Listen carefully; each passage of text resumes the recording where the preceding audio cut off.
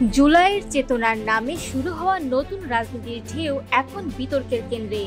এই ইস্যুতে এবার সরব হয়েছেন গণ অধিকার পরিষদের সভাপতি নুরুল হক নূর।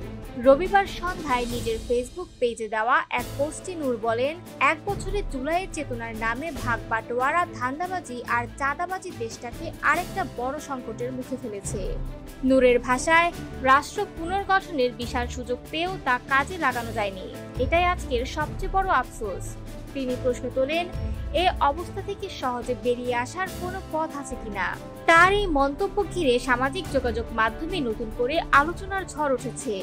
অনেকে বলছেন, জুলাই সনদের চেতনা যেভাবে শুরু হয়েছিল তা ছিল গণমানুষের আশার প্রতীক, কিন্তু মাত্র ১ বছরের মধ্যেই সেই চেতনা নাকি পরিণত হয়েছে দলবাজি, স্বার্থের লড়াই আর অর্থনৈতিক লুটপাটে। এই তথাকথিত চেতনাবাজ আর নব্য লুটেরাদের বিচার করতে হবে।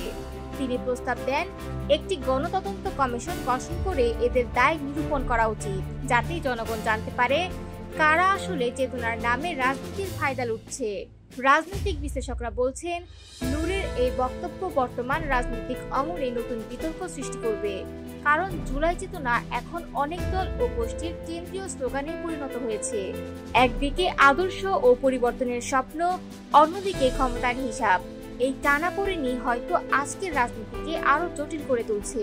শেষে নূর বলেন, চেতনার নামে যারা রাষ্ট্রকে নতুন সংকটে ফেলছে তাদেরও একদিন জবাব দিতে হবে জনগণের কাছে।